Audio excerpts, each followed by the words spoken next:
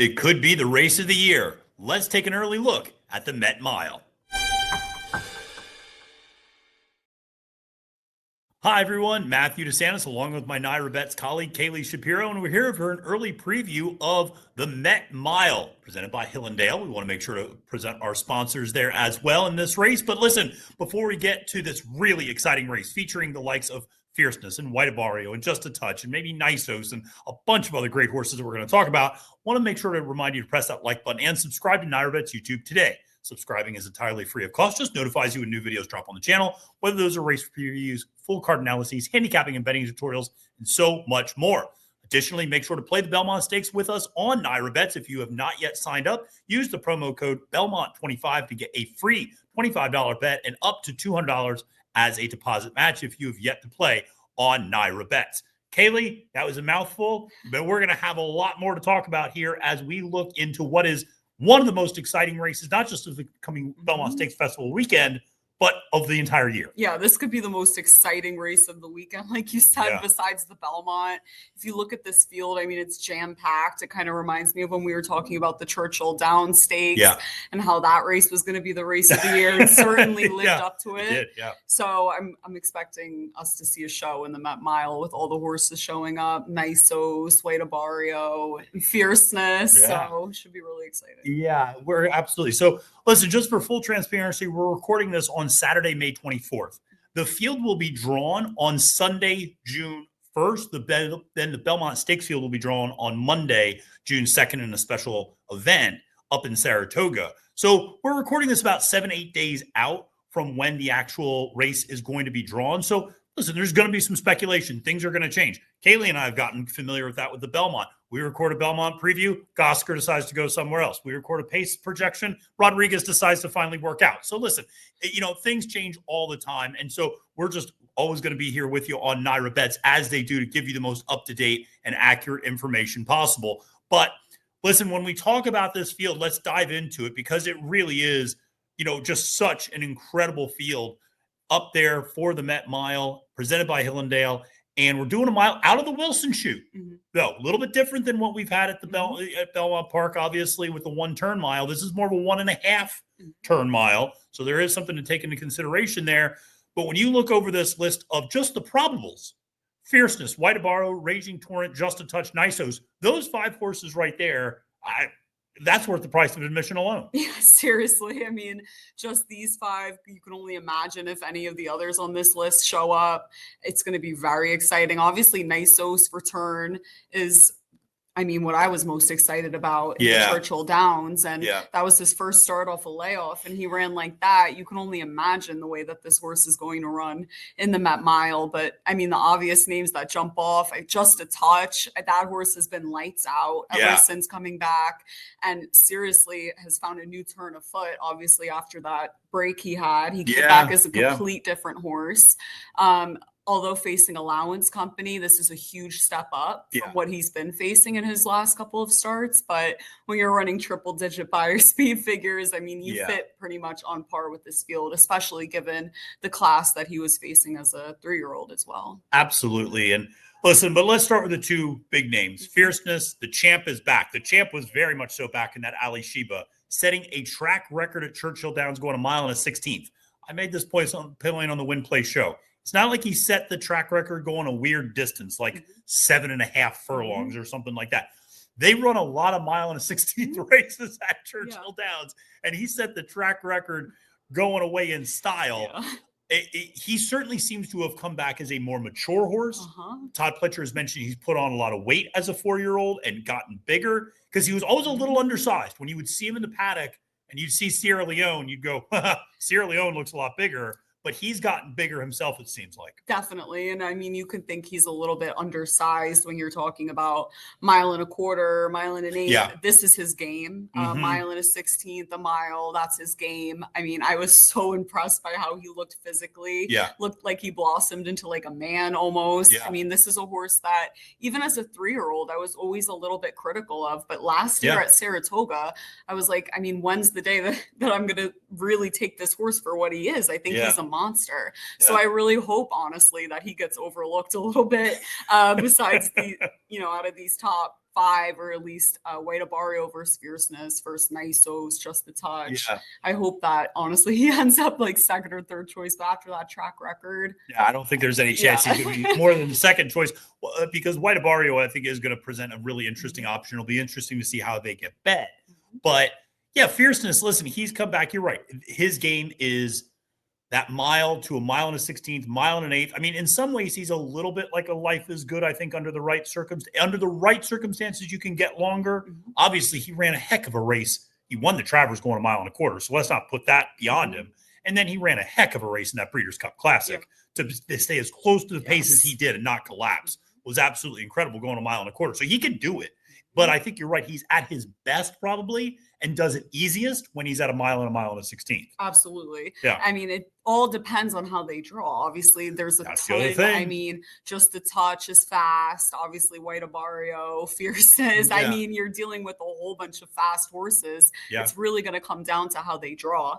Fierceness draws to the outside of any of these horses. That's my pick. I don't even need to handy. I mean, you know what I'm that horse is so dangerous. If he's put into the right position, I believe that he's better than all of these horses. So that is, I think, the $1 million question for Fierceness is, where does he draw? Because one of the things that we know about him is he does not like an inside trip. He likes to be outside and in the clear. And you watch the way Johnny Velasquez jockeys him, it is brilliant, because Johnny is willing to kind of go against conventional wisdom and basically go, listen, even though people think this horse might be a little distance limited, particularly going back to his 3-year-old campaign when he was a little bit smaller, and you go, well, I don't know if he can get that far.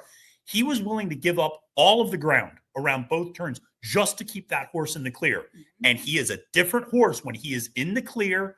It doesn't need to be on the lead, but he needs to be in the clear on the far outside. You put him on the inside, pinched down on the rail with some other horses, suddenly I don't know if he likes that trip as much. He's still, I wonder if he's matured mentally as much as he has physically. That's what I was thinking. I wonder if, those little quirks have been worked out, or maybe just, like you said, mentally mature. Not like they were quirks. A lot of horses like to be placed in different spots. And if he's up on the front end and in the clear, I mean, you're going to know who's going to win the race right away. But in my opinion, honestly, when you're talking about, these top 5 here, out of all of them, just a touch, you would say, has a little bit of edge, because he can rate off of 1 or 2 horses. I'm not saying these others can't. He does his best running, obviously, with sitting right off of the pace, and how he's been looking in his last 2 starts. I think that horse is coming in here with a little bit of edge. And it's so interesting because, we're going to get to White Abarrio in a second, but Just a Touch is a horse that, I agree with you, he doesn't have the resume that these others have in terms of, he's not a graded stakes winner. He finished that really admirable, what I thought an admirable second to Sierra Leone in the Bluegrass, where he kind of did a mini Fierceness in the Breeders' Cup Classic, where he was part of that insane early pace in the Bluegrass last year and stayed up for second. But then he had a disastrous Kentucky Derby, just got sandwiched right out of the gate, and it was over before it started in a lot of ways. But he's come back and looks so good. But, Nysos can rate a little bit. We saw him come from off the pace in that Churchill Downs Stakes. Raging Torrent coming out of the win on the Godolphin Mile overseas. So that horse can travel, and that form goes. I mean, he won the Grade 1 Malibu 2-pack. I mean, this is a Grade 1 winner as well. But the other horse that you got to talk about is White Abarrio. And this is a horse that won the Breeders' Cup Classic in 2023 and then seemed to be a little bit lost at times. Got back to Saffie Joseph Jr. And got back to Gulfstream Park, and that horse is going back to his old form and looks really dangerous. And we know he can run well up here. That's the thing, is we know he can run well up in New York, and we know he can travel now a little bit more. He used to be just kind of a Gulfstream Park horse, but he's working up at Saratoga, and he just turned in a dynamite 5 furlong work. And Saffie even said afterwards, it reminded me of the work that he did right before the Pegasus, a race where he beat Locked, who then went on to win the Santa Anita Handicap. Yeah, White Abarrio, obviously, when you're looking at it, it's between these two and how they draw White Abarrio and Fierceness. Definitely coming back to Saratoga, you could try to poke holes in the horse and say, well, he's done his best running at Gulfstream, even though he has obviously run really well in Saratoga. I guess coming back is a little bit of a question, but not really. I mean, Saffie knows the horse really well. He's back with Saffie, and he's been on it ever since. So you have to take this horse just as serious as Fierceness, even if you do believe one could be better than the other. Yeah, I think so. And White Abarrio is this horse. I mean, listen, he won the Whitney a couple of years ago. So he can run up in Saratoga just fine. That's not a problem. Now, he finished third in the Met Mile a couple of years ago to Cody's Wish. But again, you're losing at a mile. No harm in that. But White Abarrio, it's funny. He's a little bit like Fierceness and even Fierceness's stablemate Mindframe, who we're going to talk about maybe in a second. In that he's a very distance versatile horse. In that Safi's run White Abarrio 7 furlongs, he can run him at 1.25 miles. He can run him anywhere in between. I think 1 mile to 1.1 miles is probably his best distance, just like Fierceness. So he's another extremely good. You have 2 former Breeders' Cup winners, and you don't see that in a older dirt male race very often because these horses get stud deals very quickly. They go into retirement very quickly. You rarely see 2 Breeders' Cup but 2 Breeders' Cup winners facing off like this. Yeah, if I'm not mistaken, that was a really good point. I mean, about the stud deal and how they're older. I mean, when you think about it, wasn't there talk about Fierceness and a stud deal at some point last year? Yeah. I'm not sure if I'm mistaken. I mean, this horse must be. They thought it would be very valuable to run him at 4, increase his value even more. So that's pretty interesting when you think about that. But White Abarrio, I mean, to me, 1 mile is Fierceness's game. Yeah. White Abarrio, I think if they're going any further, I mean, I'm still going to take this horse really seriously. It's going to depend on how they draw. Yeah. But definitely I would be saying maybe, I mean, he has a bigger shot at beating Fierceness if, they were going any longer. Yeah, I think you're right. I think 1.1 miles is probably White Abarrio. I think he's best at 2 turns. But listen, Raging Torrent's a horse we don't want to disrespect. This is a horse that's outstanding for Doug O'Neill, coming off a win in the Godolphin Mile. Like I said, that's one of those things when you see a horse like that travel and to be able to come back, won the Grade 1 Malibu before that, then won, like I said, overseas in March. Now he's coming back. Now it's going to be his first start in North America. And so sometimes you go, well, does a horse, maybe take a race to come back? We saw a horse like Casa Creed, who was a great sprinter, be able to go from over in the Middle East to come back over here and run well. So it's a horse by horse situation. But this is a horse that, again, seems to be in his best form right now, doing this 7 furlongs to 1 mile distance. And again, just adds to the depth as a former Grade 1 winner and a horse that's, won 2 huge races in a row now. Yeah, definitely. I mean, the travel is certainly something I look at in terms of, a top pick. The horse obviously can show up, like you said, is improving, clearly has a lot of talent, very accomplished horse, adds another dimension to the race. But I prefer horses that maybe aren't coming off of such heavy travel and horses that absolutely love Fierceness thrives in Saratoga. He certainly does. So when you think about that, I mean, I start thinking about details like that when you're talking about this serious. Because you're splitting hairs between this good of a group. And so that's when you look for the smallest potential edge. We've talked a little bit already about Just a Touch. I think an outstanding horse who has a huge shot and might be overlooked a little bit on the board because he doesn't have that resume, like I said, the others do. But a horse that has the connection is going to be Nysos and Bob Baffert. Bob, it looks like bringing Rodriguez to the Belmont, who might be lone speed. We're going to talk more about that throughout the next couple of weeks, obviously. But Nysos is a horse that you said came off, I think it was a 16-month layoff to run in that Churchill Downs Stakes. And that was basically a 4-way photo finish. That Mindframe won, and then Nysos and Banishing were a dead heat for second. I mean, that was a thrilling race to watch. And so Nysos, you figure second back is going to be even more ready to go. He just worked the other day, so he's got to work in after that Churchill Downs Stakes. Looks like all systems are pointed towards coming here. Yeah, definitely. I mean, this is a horse that you have to be terrified of. If you're picking anyone else in the race, you have to be terrified of him. For him to run the way that he did, like you said, off a 16-month layoff, you can only imagine what he's going to do in the Met Mile. And I think, if I'm not mistaken, Andy might have made this point when he was talking to you about the Churchill Downs Stakes preview that we had up on NYRA Bets. Andy Serling, of course. I just, I'm so good friends with Andy, I just refer to him by his first name. Except I do call him Mr. Serling. But, in all seriousness, Andy said it's probably the Met Mile is the goal.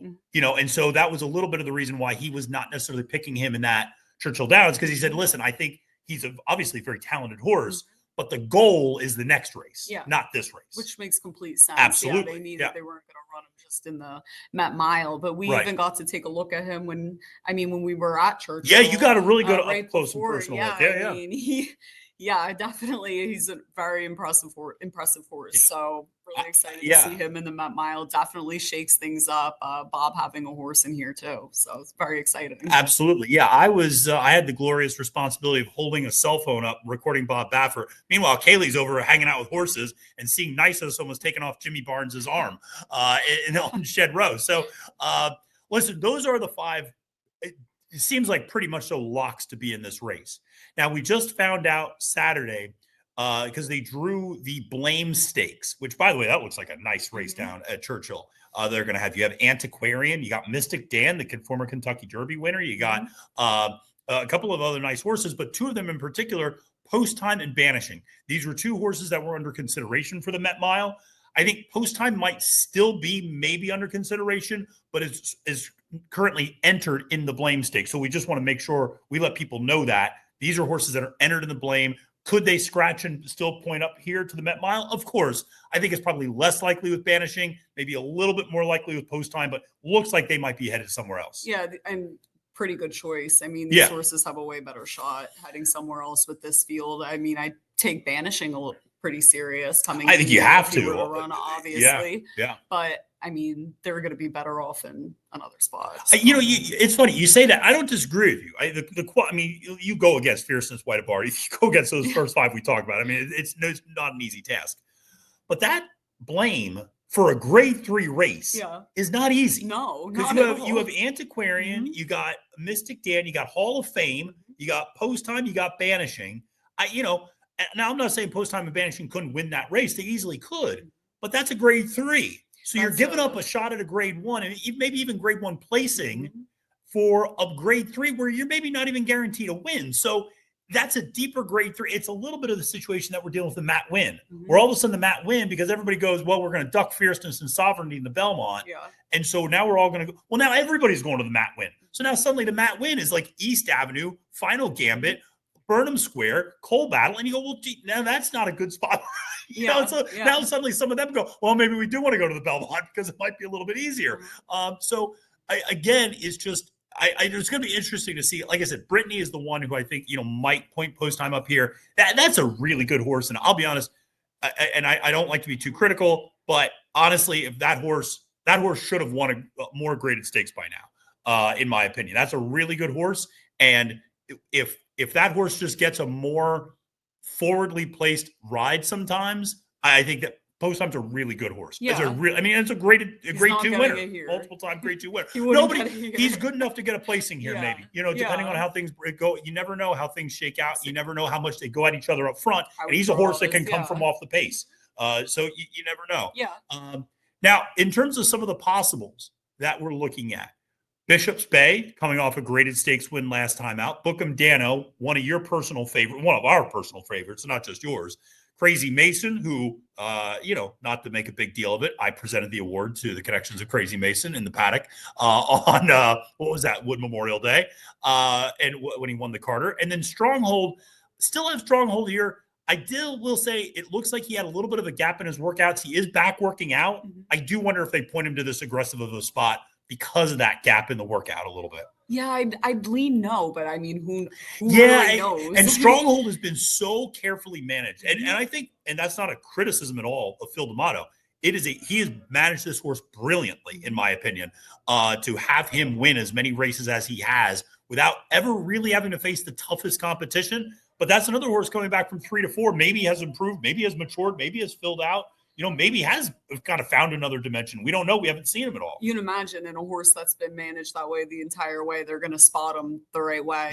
And probably going to end up somewhere else if they're trying to win. Yeah. But listen, Bishop's Bay is a nice horse for Brad Cox, who's always had a lot of ability. Bookham Danno, just a gutsy horse. Yeah, he is. I mean, I love Bookham Danno. Out of the possibles. Yeah. That's the horse. I mean, you got to root for that horse as much as I love. I mean, all the probables, like I really like those horses. Yeah.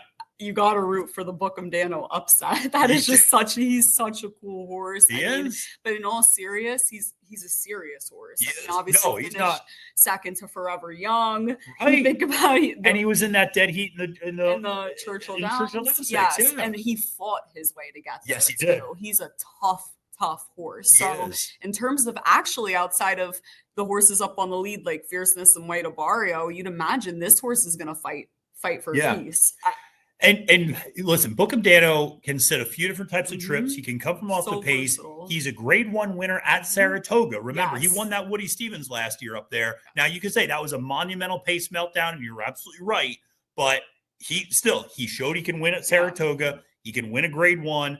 Again, you start talking about, some of these possibles. Stronghold's a grade 1 winner. He won the Santa Anita Derby last year. He's a grade 1 winner. Bookham Danno's a grade 1 winner. These are fantastic horses that we're looking at. So this is going to be a dynamite field. You even have a horse like Quince Brew, who honestly probably should have beaten Bishop's Bay if he had gotten a better ride last time out. And that's a Maryland-based horse that is actually really, really good. Now, one of the horses we didn't list here. He's fast, right? He is, yeah. Quince Brew's real fast. And that was the thing, is he was fast, and then he sat right next to Bishop's Bay. Yeah. I was like, what are you doing? Just go in front, get in front of Bishop's Bay. Crossing clear, my friend. And so if we could do that, we might be in business. But he actually helped Bishop's Bay. And Flavia even talked about that, because Bishop's Bay has a tendency to lug out.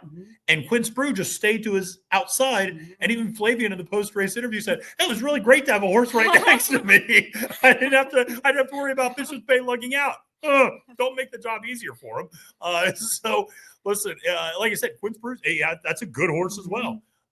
So again, there's going to be some top-end talent in this race, but there's also going to be a ton of depth potentially as well. And when we say depth, not just like, some nice allowance horses. These are graded stakes winning horses that are depth. Yeah. Supposedly. This is a crazy field. I mean, the Met Mile draws up strong like every single year. Yeah, but it does. This field is so interesting because it's just so layered. Yeah. Like it's an evenly matched group when you look at Fierceness, White Abarrio, like those top, but they all have different stories. Like, do you know what I'm saying? Like, some are coming back and returning for the first time in a while, like Just a Touch, Nysos. They all have, there's so many layers to the race. I mean, the Met Mile is like my top 3 races of Belmont weekend. I got a question for you, though.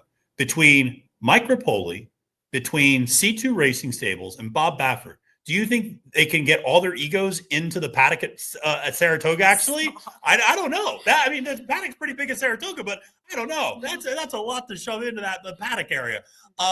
Listen, and that's what I joke about it, but that's one of the things I love about it too, is there's personalities here. Yeah. C2 Racing Stables has got a big, following on social media. They're not afraid to spot their horses in aggressive spots. I think they've marketed White Abarrio fantastically over the years. They really, really care about that horse. Fierceness, obviously, Rapoli does all the talking. Todd does the training, but it is, he knows how to market his horse too. Horse talks too. Horse backs up his talk.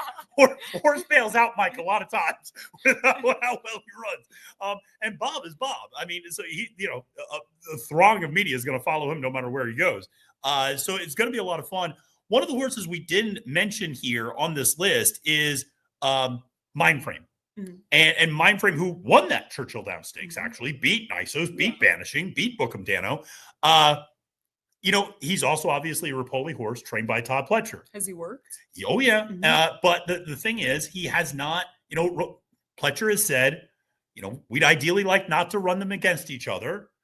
Maybe one goes to the Stephen Foster, one comes, here, and Fierceness is going to come here. So maybe Mindframe goes to the Stephen Foster. It'll be interesting. That makes a ton of sense. Because Mindframe obviously just won at Churchill. Yeah. But also Fierceness loves Saratoga. He does. Can handle this aggressive of a spot. Yeah. With the point that he's at. And as opposed to Mindframe, he's a very talented horse, but he's exposed. He's not nearly as exposed as Fierceness. No, he's not. And the other thing that it would continue with Mindframe is this continued distance vacillation that he has, where we're going to run a grade 1 at 7 furlongs. Now we're going to run a grade 1 at 9 furlongs. He's all over the place. He runs a lot of different distances. You and I both said we're not even sure what his best distance is necessarily. It might be 9 furlongs. So maybe putting him in the Stephen Foster makes sense. But he was a horse that if you look at a lot of lists, if you go to Horse Racing Nation, places like that, they're going to list him as a possible. He is a possible, but I would say he's on the outside looking in of that. something has to change, I think, for him to end up here, in my opinion. Yeah, you'd imagine. I don't think that they're going to want to run them up against each other either. I don't think so either. I mean, I know they talked about maybe doing that at one point, but I have a hard time seeing that actually happening. So listen, this is an early preview of the Met Mile. We're going to have a more in-depth preview of this race. Obviously, once it's drawn next week, we're going to talk a lot about it. Starting next week, we're going to have some great contender spotlight series on the runners for the Belmont. Obviously, journalism, sovereignty, who, by the way, outworked Arthur's Ride today. We got to see that. No, I'm not surprised either. Arthur's Ride's coming back from a really long layoff. But that's a grade one horse. Yeah. That's not some $40,000 claimer that he's working next to. Yeah, that's a former grade one winner. So Belmont's working good on good. He's working the best against the best in the mornings. And Sovereignty just had no problem at all with him. And like I said, he's just Arthur's Ride's working his way back. But journalism, Sovereignty, Baeza, Hill Road, Heart of Honor, Rodriguez. That's kind of who we see right now in that field. Maybe somebody else decides to come. We'll just have to wait and see. Like I said, that Matt win is starting to look maybe a little too competitive for a grade 3. So maybe somebody decides to come up here. We'll see. But listen, it's going to be a lot of fun.